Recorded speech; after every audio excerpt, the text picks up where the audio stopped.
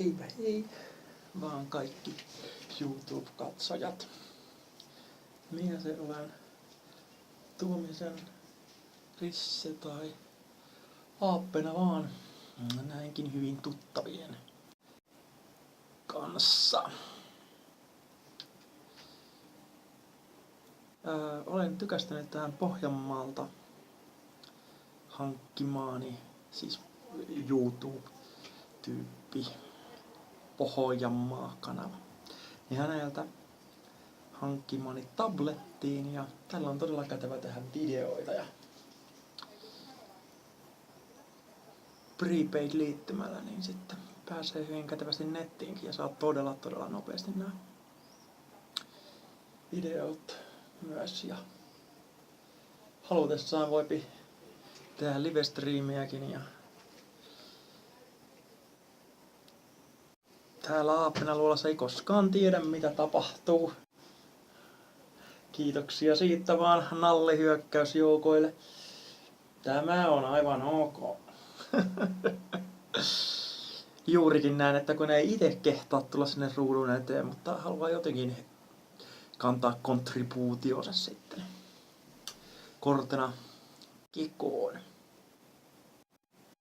Niin tämä on ihan mainio tapa. Aapenaluolassa on paljon tällaisia karvaisia otuksia. En viittaa erityisesti itseäni, koska en ole erityisen karvainen, mutta juurikin tuollaisiin pinkkisiin nallekarhuihin ja muihin sellaisiin söpöihin otuksiin.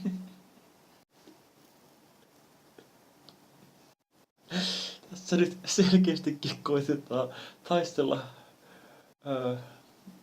tabletin kanssa minun huomiostani. Tällaista se välillä on. Onneksi minulla ei ole montaa kameraa kuvaamassa. Tässä muuten tapahtuisi oikein jänniä. Tänäin. Mutta joo, erittäin hyvää alkavaa viikkoa vaan teille kaikille ja nauttikaa elämästä ja todella hyviä valmistautumisia muuten ihan kaikille Vabdl World Cupiin ja FPO-liiton Finnish Nationals Skapoi. Tää elokuussa tullaan näkemään toivottavasti siellä meikäläinenkin lavalla.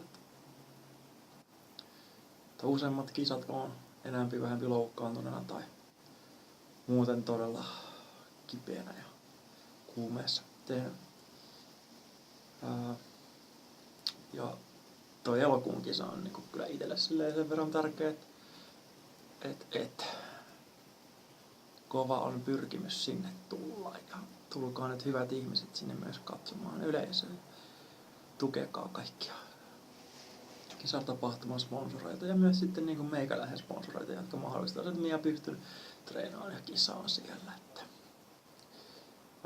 kiitoksia tosiaan omasta puolestani Natural Wellma ja Wellnessille, Skip Finlandille, Gorilla Wear Finlandille, SL Designille, Subtlenetille ja Salon Sisterille ja kaikille muillekin terkkuja myös Kudajärvi rannalle ja muille KP-tiimin tyypeille.